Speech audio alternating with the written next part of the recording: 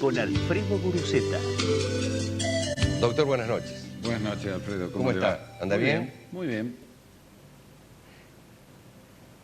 ¿Podemos decir que usted lidera desde el punto de vista de la organización y la seguridad jurídica el primer emprendimiento financiero realmente productivo y que favorece el desarrollo de Córdoba? Yo lo pondría en estos términos, Alfredo. No sé si el primero ni tampoco el último. Sí que es un proyecto que se ha venido madurando a lo largo de todo el año 2006 y que ha visto la luz en los últimos días y que tiene un esquema muy particular en el sentido de, primero, haber detectado una necesidad muy importante, que es la de recrear y hacer crecer un verdadero mercado de capitales en el interior del país, a partir de Córdoba, en donde puedan acercarse las dos partes que juegan dentro de un mercado de capitales.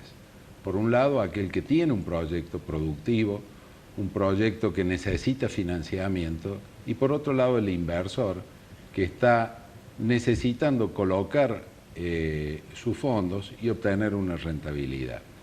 Ese es el secreto que tiene cualquier tipo de emprendimiento financiero que busca lograr estos fines. A partir de ello, y con un fuerte impulso empresario, de un grupo empresario local, pero con proyecciones nacionales. Líder. Líder en su métier, hemos puesto en marcha una serie de productos, para que la gente lo entienda, en la cual se pueda acceder a una inversión donde haya niveles de seguridad, niveles de rentabilidad, y por otro lado, quien está buscando ese financiamiento pueda encontrarlo en forma adecuada, en plazos adecuados y a costos adecuados. No había mercado de capitales en Córdoba, ni en el interior, doctor. ¿A qué se debe? Se debe a distintos motivos, es decir... Porque los argentinos siempre buscamos el rédito así inmediato ya. No, yo un creo estilo que, de cultura, de un estilo de vida. Yo creo que Argentina ha pasado por muchas penurias en lo que hace a estos dos grandes actores, aquellos que necesitaban financiarse para un determinado proyecto genuino y productivo y aquellos que confiaban sus ahorros en el mercado de capitales en sus distintas variables. Basta recordar, y me viene a la mente, sectores industriales importantes de Córdoba, que allá por la década del 70, confiando en una especie de seguro de cambio que daba una tablita cambiaria, arriesgaron y tomaron endeudamiento, no para llevárselo afuera ni para hacer una cosa rara, sino para desarrollar plantas industriales, porque el mandato de la hora era renovar el parque tecnológico, modernizarse, etcétera, y a mitad del camino de esos proyectos vivimos el estallido de estas reglas de juego y indudablemente muchas empresas debieron cerrar, debieron presentarse en concurso o terminaron en quiebra o transfiriéndose por precios viles.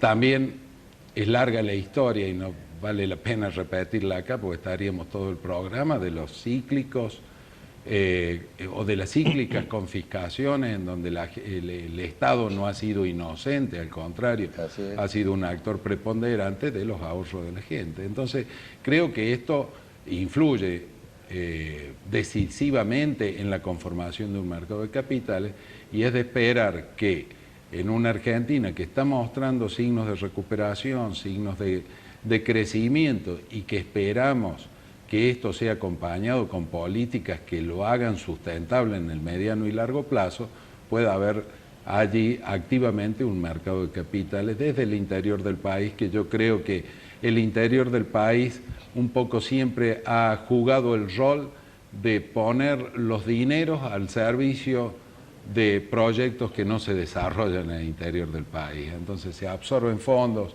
en las provincias y terminan prestándose en proyectos en la capital federal. Entonces, el mercado de capitales tendría que tender a equilibrar esta inequidad que desde años se viene dando en la Argentina. Lo felicitamos, no tenemos duda del éxito, teniendo en cuenta así, el claro perfil que tiene el doctor Garbaski, Pero el numen de todo esto sin duda son ustedes, musicantes, usted, el contador Maidana, que aseguran el éxito, pero fundamentalmente lo hacen desde un punto de vista de, diremos así, del capital cristiano, no del capitalismo de Bush salvaje.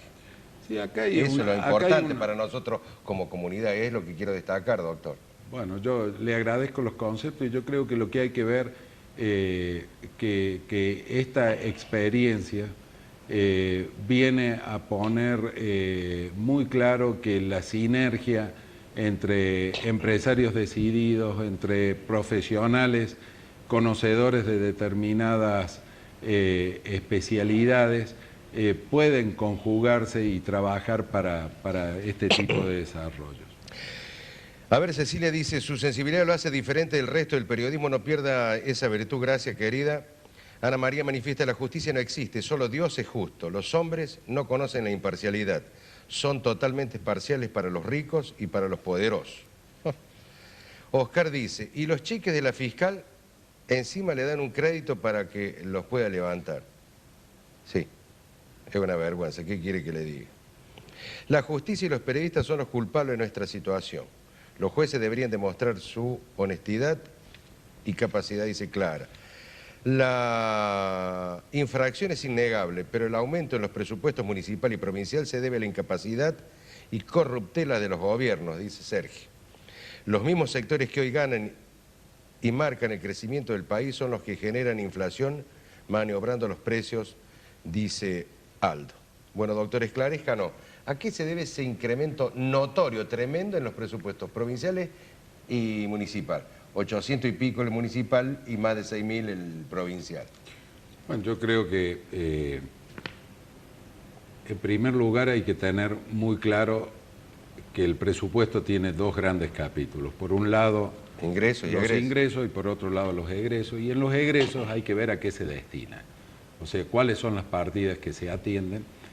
Y tampoco hay que ignorar que en este país que está careciendo en los últimos años, en las últimas décadas, de un verdadero federalismo, las provincias y los municipios ven incrementadas algunas partidas por decisiones que les son ajenas, fundamentalmente en lo que hace a las remuneraciones del personal, a los gastos del personal.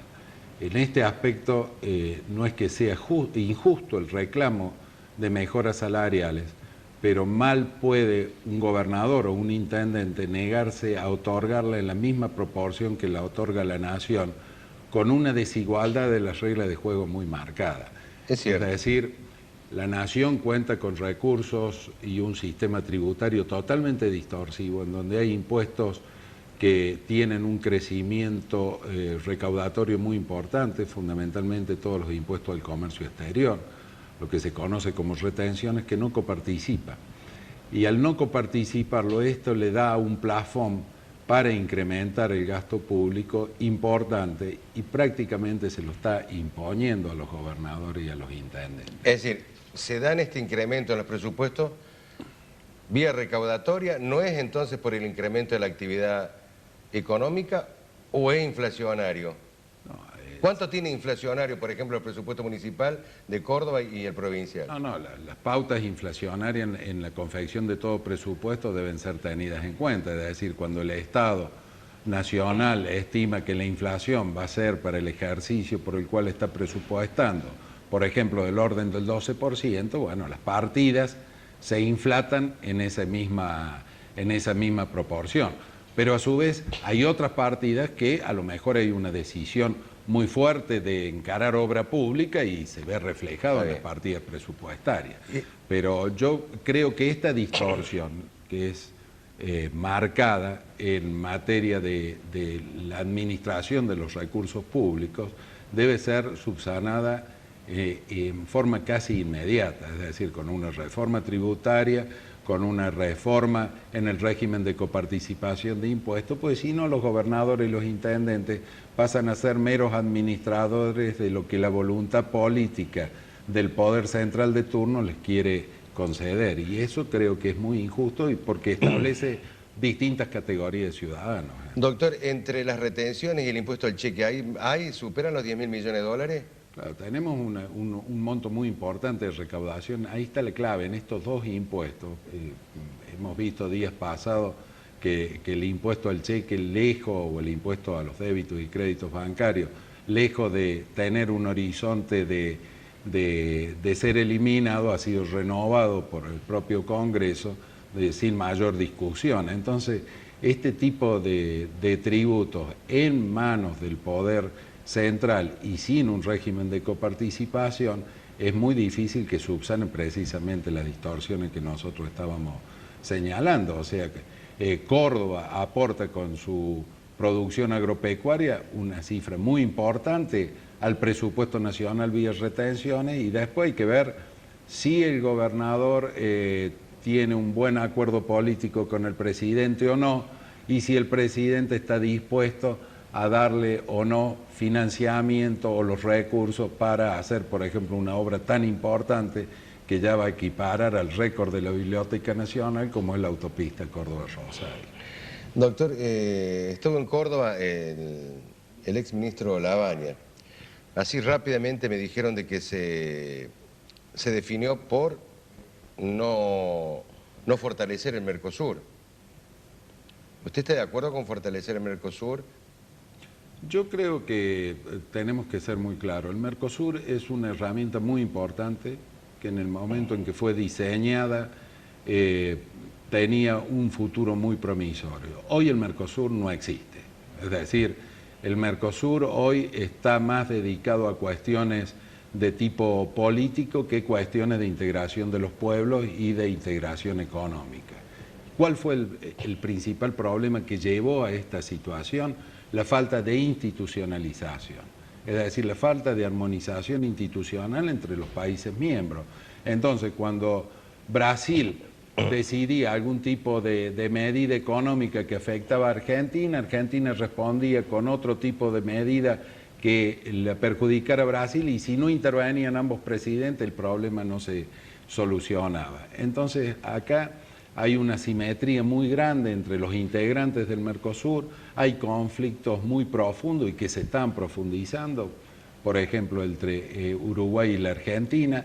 Hay situaciones que merecen una redefinición del Mercosur, porque sí creo y estoy convencido que como bloque, indudablemente que las ventajas de negociación en un proyecto de integración americana como puede ser el ALCA, o en un proyecto de integración con la Unión Europea, porque en esto no hay que ser dogmático, no es solo el bloque con el cual debemos integrarnos, en bloque, valga la redundancia, los países del Mercosur pueden lograr mucho mejores condiciones de negociación. Caso contrario, vamos a asistir a lo que estamos asistiendo últimamente, que los países miembros empiezan a firmar tratados de libre comercio en forma individual y que a lo mejor está desperdiciándose esta herramienta que, como le decía recién, al comienzo fue muy valiosa.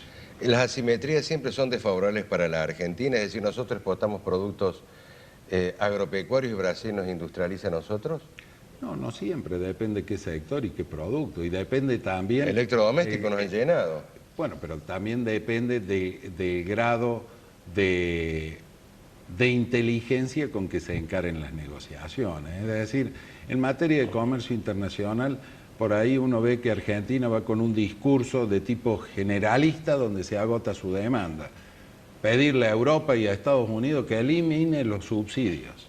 Ese es un pedido que termina en el momento en que se lo anunció. Claro. Sí sería mucho más interesante que nuestros negociadores negocien sector por sector, producto por producto. Acá tuvimos en su momento una gran oportunidad de negociación, que fue en el momento de privatización de los servicios públicos, en donde hubo muchísimo capital europeo que decidió invertir genuinamente en la Argentina, pero la Argentina no negoció a cambio nada comercialmente, que era lo que le hubiera dado posibilidades de crecer y de generar mayores empleos y flujo de inversión continuo. ¿Y qué hay del ALCA? ¿Es beneficioso, es negativo, es ideológico o es económico? Porque algunos sectores dicen, terminamos con el ALCA dependiendo absolutamente de Estados Unidos. Y algunos países están firmando acuerdos económicos de libre comercio con Estados Unidos. ¿Qué es conveniente? ¿Es bueno o es malo el ALCA? Me permito hacerle un agregado a lo importante que usted señala. Y usted vaya a Estados Unidos y vea la queja que hay cada vez que Estados Unidos firma un tratado de libre comercio con algún país latinoamericano, por lo que significa en términos de empleo o de reducción de empleo en Estados Unidos. Estados Unidos ha venido exportando empleo en los últimos años. Indudablemente que el nuevo mapa político en Estados Unidos creo que va a dificultar la concreción de nuevos acuerdos de libre comercio. Pero en esto no hay que ser dogmático, Alfredo. Yo creo que está en la inteligencia de cómo se negocia el beneficio o no. Cuando nosotros ponemos rótulos terminantes, no al ALCA o sí al ALCA, porque el no significa la de poner una actitud de soberanía, o el sí porque es la única puerta de salida que tenemos, estamos, yo creo, yendo a un reduccionismo de análisis muy grande. Hay que ver que Argentina en algunos sectores tendrá ventajas comparativas negociando con la Unión Europea, en otros negociando con el área del Asia-Pacífico y en otros negociando con el área del NAFTA. Entonces, en esa variedad y en esa inteligencia tiene que estar el ver qué posibilidades se pueden sacar para que en Argentina tengamos inversión, tengamos producción con valor agregado y tengamos más empleo, que en definitiva van a ser los pilares de lo que le decía recién, un crecimiento sustentable en el tiempo y no estar viviendo cíclicamente crisis que parece que tenemos que volver a arrancar. Fíjese usted que si nosotros vemos, y esto lo exponía muy bien el doctor Raúl Hermida cuando presentaba días pasados el informe anual de la Bolsa de Comercio, si uno ve el comportamiento de la evolución del Producto Bruto Interno de la Argentina, esos saltos, caídas hacia el vacío, para después llegar en el máximo del ciclo a recuperar lo que se había perdido. O sea que en definitiva, si trazamos una línea, Argentina en promedio en los últimos 50 años no ha crecido. Y lo más grave es que hemos equilibrado ahora, supóngase, recuperando en la década, algunos años de la década del 90, pero con productos, con materia prima. Cada vez caemos más en lo que hace a los productos con valor agregado, doctor, ¿o no? Exacto, y yo creo que ahí debe ser precisamente la actividad orientadora del Estado. El Estado no solo debe estar preocupado porque tener un conjunto de precios que le puedan reflejar un índice aceptable de inflación, sino que tiene que estar preocupado y ocupado en las políticas de Estado que hacen precisamente a esas cuestiones. Aprovechar las ventajas comparativas que tenemos en materias primas, pero no para exportarlas tal cual al exterior, sino para desarrollar industrias que le den valor agregado, y en la medida que exportamos valor agregado estamos exportando mano de obra, estamos exportando trabajos de argentinos que hoy o están con un subsidio, o están desempleados o están subempleados. Pero hay científicos argentinos que desarrollan muchos sectores, entonces, ¿quién tiene la culpa? ¿El Estado, los gobiernos? Yo creo que no podemos culpar a un solo sector. Yo creo que la sociedad en su conjunto y la clase dirigente en su conjunto, en donde la clase política tiene una responsabilidad primordial porque es quien dicta las normas, quien controla su cumplimiento y quien evalúa o tiene a su cargo cuáles son las políticas macroeconómicas que deben desarrollarse, pero en general la clase dirigente tiene que tener una visión de mediano y largo plazo, porque quien hoy pueda sentirse cómodo porque a su sector, a su empresa o a su emprendimiento en particular le va bien y está obteniendo una buena tasa de retorno, es una visión de cortísimo plazo y que se agota con la próxima crisis que pueda tener el país. Para evitar esa próxima crisis hay que tener un espíritu de grandeza que permita de poner intereses particulares en pos del bien común y ponerlo sobre la mesa para desarrollar un proyecto de país. Pero carecemos de ese espíritu de bien común. Yo creo que está faltando factores aglutinantes y una motivación importante que los ponga en marcha.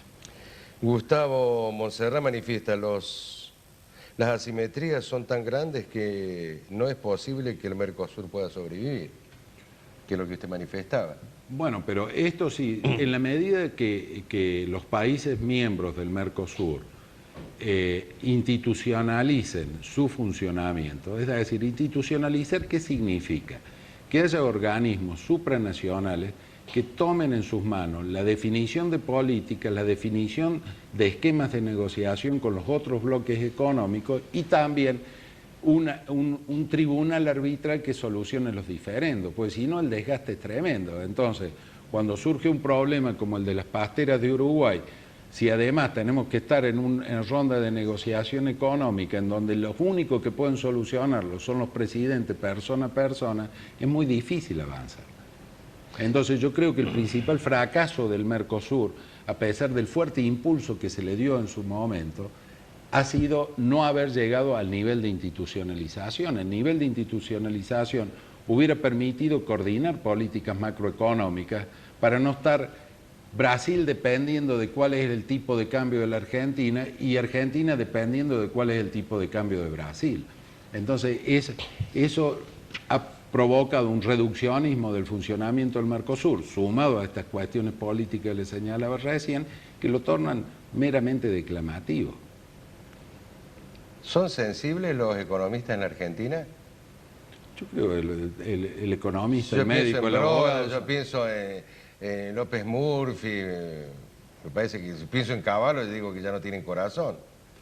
Yo creo que la sensibilidad la tiene todo ser humano. Lo importante es adscribir a determinadas políticas, porque yo siempre se lo he dicho, creo que en el momento que alguien pueda pensar que la economía está por encima de la política, comete un grave error. Entonces tiene que haber diseños de políticas que luego la economía y los distintos sectores del conocimiento lo pongan en marcha, pero respondan a esos objetivos. Eso yo creo que es el funcionamiento de cualquier país, y lo han hecho países muy exitosos, en donde precisamente esas políticas funcionan automáticamente, quienes las ejecutan no tienen notoriedad. Si yo le pregunto hoy a usted quién es el primer ministro de Canadá, o le preguntamos a la gente quién está gobernando Australia o Nueva Zelanda, países en los cuales nosotros podemos reflejarnos y en donde a principios del siglo pasado eran países que estaban en un grado de desarrollo mucho inferior, mucho más bajo que Argentina. Bueno, esa es la prueba contundente que da la historia de lo que ha pasado en el país. Gracias por habernos ilustrado, doctor. No, al contrario, un abrazo. Un gusto como siempre. Vamos.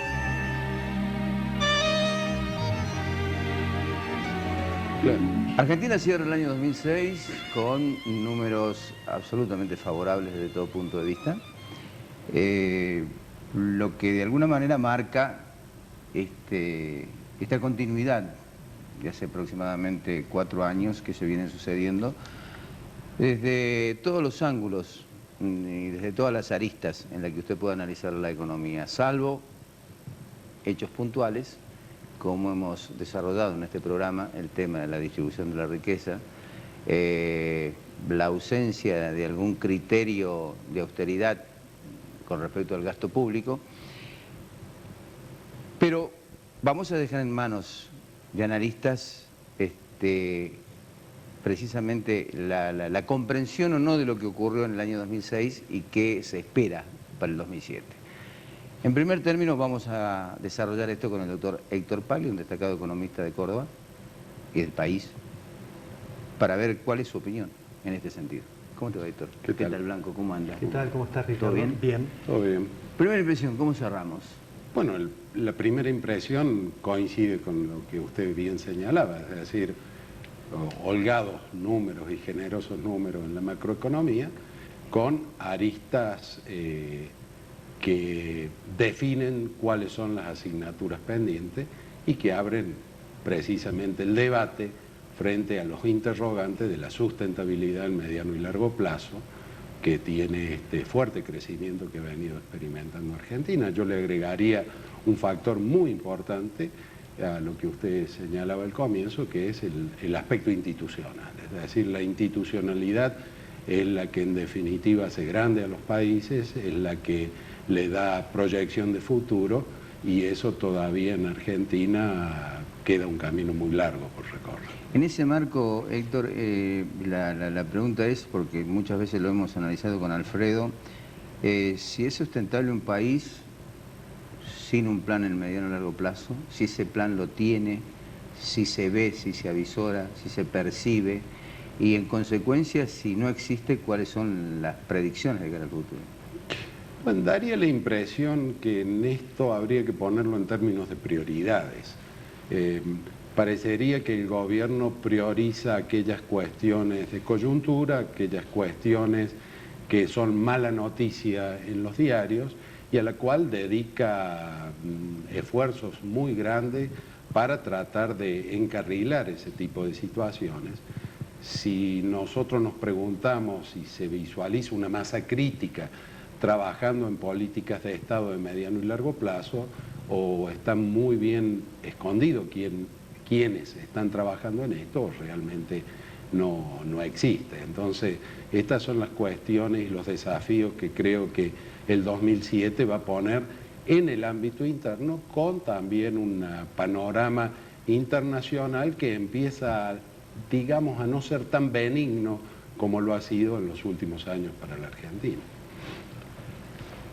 Si me permitís, lo saco del mediano plazo. Quería consultarle a Héctor una cuestión que tiene que ver con lo que hoy está en los diarios.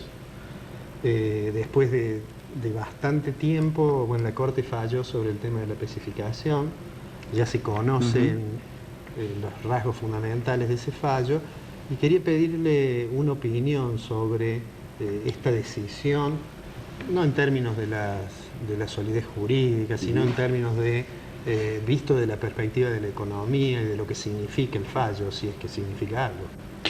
Sí, yo creo que esta era una cuestión que el tiempo vino dándole distintos enfoques y soluciones, y que la Corte viene como a cerrar este capítulo. Creo, en base a lo que decía recién, que lo que queda como negativo no es el fallo en sí mismo, sino dos cuestiones. Uno, haber impulsado a que la Corte tuviera que tomar nota y participación y decidir sobre cuestiones instrumentales, que en realidad lo hace por defección de otros poderes del Estado que debieron hacerlo, y que deja plasmado hacia el futuro una inseguridad en cuanto a que el Estado, bajo el paraguas de cualquier tipo de emergencia, pueda tomar para sí derechos que son inviolables para los ciudadanos. Entonces, más allá de que nosotros podamos decir, y un poco lo comentábamos contigo fuera de cámara, que a veces las planillas de cálculo son muy útiles para acomodar la realidad, y que la Corte ha tratado de que el depositante recupere a hoy dólares al valor que hoy tienen en el mercado, lógicamente desconociendo, y porque de hecho no lo podía hacer tampoco, el lucro cesante que han sufrido esos ahorristas, pero la cuestión que hay que analizar es mucho más profunda. Como decía, por un lado, un poder del Estado, como es la Corte Suprema, abocado a cuestiones instrumentales que nunca debió haber existido. ¿Hay una defección del Parlamento? Ahí yo creo que el Parlamento es el gran deudor, como en tantas otras materias en nuestra democracia.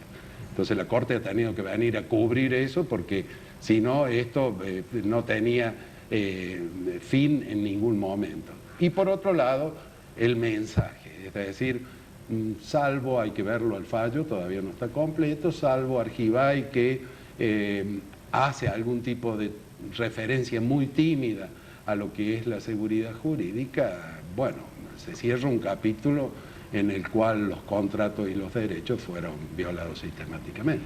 Héctor, bueno, el gobierno cierra un año con una inflación prevista para ellos dentro del marco de un dígito, menos de un dígito, o con el dígito, o de 2 dígitos, pero ahí nomás.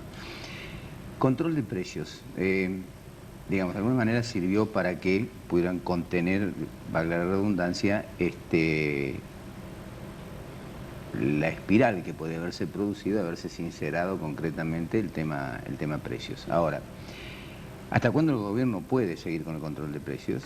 Si el control de precios no se asemeja a aquella convertibilidad que en su momento terminó estallando, y si ese control de precios también está sustentado en función de subsidios para tratar de planchar las tarifas que impidan de que ese control de precios se desmadre. ¿Cómo lo ves? Bueno, lo hemos conversado en esta misma mesa. Yo pienso que el gobierno, más que preocupado por la inflación, ha estado preocupado por el índice, es decir, por el termómetro que mide el índice de precios. Basta, no hace falta tener ni conocimientos elementales de economía, basta consultar a la población en sus distintos estratos para que tengamos realmente cuál ha sido la inflación real en la Argentina. Indudablemente que el control de precios como mecanismo transitorio tiene la ventaja o la potencia de disminuir lo que es la componente de expectativas inflacionarias, pero que es totalmente no sostenible en el mediano y largo plazo, menos cuando el Estado pretende arrogarse la potestad de establecer el sistema de precios relativos en una economía, salvo que querramos un modelo económico muy distinto al que funciona hoy en el mundo que crece, en el mundo que desarrolla, en el mundo que atrae inversiones, en el mundo que en definitiva da empleo y bienestar a la población. Si esto es un mecanismo transitorio para desalentar estas expectativas y luego se va a empezar a trabajar a fondo en las cuestiones pendientes de cierta gravedad en materia de precios, en materia de combustible, en materia de tarifas, en materia de oferta de bienes frente a una demanda que ha crecido, bueno, si se va a trabajar en esto es un signo alentador. Ahora, si creemos que el mecanismo por sí mismo va a solucionar eternamente el problema, nos vamos a volver a equivocar. De cara al año que viene, que es un año que naturalmente va a estar impactado por el hecho de las elecciones, si tuvieras que hacer una proyección, una estimación de cuáles son los rasgos más importantes que van a caracterizar la evolución de la economía argentina, habida cuenta de que el Estado puede llegar a tener un rol un poco más activo que este año, sobre todo en materia de gasto, digamos, ¿cómo pintarías el panorama de ese 2007? Bueno, yo creo que el 2007 arranca bien estadísticamente, es decir, ya va a venir con un arrastre estadístico en materia de crecimiento importante. ¿Cuánto? 3, 4 puntos de piso, puede realmente, hay que ver cómo cierra el número a fin de año. Esto es cierto, lo que tú dices, en un panorama electoral con un esquema de manejo de recursos y de manejo político tan férreo como lo tiene el actual gobierno nacional, va a imponer ciertos condicionantes que van a mantener este nivel, llamémosle, de cierta euforia de consumo, etcétera. Días pasados, hablando con un empresario de una empresa de consumo masivo, me decía, el consumo no se agota, al contrario, vienen diciendo que el consumo va a decrecer y lejos de decrecer, crece. Y hacía una analogía, me hace acordar, dice, a la convertibilidad que todos preanunciaban que se terminaba y duró 10 años. Lo que hay que señalar acá, como recordando a Milton Friedman en una columna que publiqué hace poco, que almuerzos gratis no existen, como él mismo lo sostenía, es decir, los costos en que se incurre en materia de gasto, en materia de no afrontar las reformas que son necesarias fundamentalmente en el frente fiscal, en el frente de la coparticipación federal de impuestos, en algún momento esos costos van a aparecer y esperemos que no se dé el fenómeno cíclico de Argentina, que recién cuando se dan los problemas se reacciona y ya es demasiado tarde. ¿Te parece que en el 2007 hay riesgo de que la tasa de crecimiento de precios se acelere? Vamos a cerrar con 9 fracción o 10% este año, 12,3 fue el año pasado, de manera tal que el gobierno tiene un éxito en eso, pero la idea que tenés es que el año que viene tenemos más o menos que este año. No, yo creo que la inflación real va a seguir en un camino ascendente como lo siguió este año. El año pasado estuvimos en 12,3. Este año, si nosotros sacamos el mecanismo de control y vemos realmente una canasta amplia, vamos a encontrarnos con 14-15% de inflación real. Entonces, este camino va a seguir potenciándose y en la medida que no haya estas políticas de Estado, que es muy difícil de instrumentar en un año electoral, vamos a tener que seguir apretando coercitivamente o conversando, como dice el secretario de Comercio, los precios. ¿Para qué? Para hacer como se ha hecho con la medicina prepaga, es decir, no aumentemos el arancel básico, pongamos un adicional por fuera, total en el relevamiento me entra el arancel básico. O me haré el distraído y si el producto que tenía 500 gramos ahora va a tener 350 o 400, pero el mismo tamaño de envase y el mismo precio, lo que vamos a relevar es el precio. Entonces, hay distorsiones muy fuertes. Creo que es difícil encararlas en un año electoral, pero también es una oportunidad para un gobierno que quizás pretenda dar el salto cualitativo de ser un gobierno conducido por estadistas y no simplemente por aquellos que estén preocupados de la próxima elección. ¿Qué síntesis haría de 2006 y la proyección de 2007? Bueno, 2006 creo un año positivo en materia de grandes números, en materia de crecimiento, asignaturas pendientes, como hemos señalado, vinculado a la equidad en la distribución, falta de políticas de fondo en cuanto a reformas que son imprescindibles hacer y una violación sistemática de la institucionalidad económica que se traduce en lo político. Creo que el mapa unitario en el cual ha quedado dibujado Argentina, con gobernadores e intendentes, con margen prácticamente nulo si no se tributa políticamente de acuerdo a la vocación del gobierno nacional, es un tema complicado. Hacia el 2007 no veo grandes cambios, salvo que alguna crisis imprevista a nivel internacional pueda sacudir el escenario, y con el gobierno tratando de ensayar las mismas herramientas que ha hecho hasta ahora y que daría la impresión que lo deja satisfecho porque le garantiza un éxito electoral en octubre. La pregunta es después qué. Ese es el tema, después qué. Héctor, te agradecemos muchísimo la gentileza, te deseamos un buen año 2007, esperamos contarte más seguido para seguir analizando la economía del país y fundamentalmente el reconocimiento a la gentileza que has tenido cada vez que hemos podido convocarte para charlar de esto. A mí venir a esta casa y a este programa me honra, así que el agradecido soy yo. Gracias y buen año. Okay. Cuando regresemos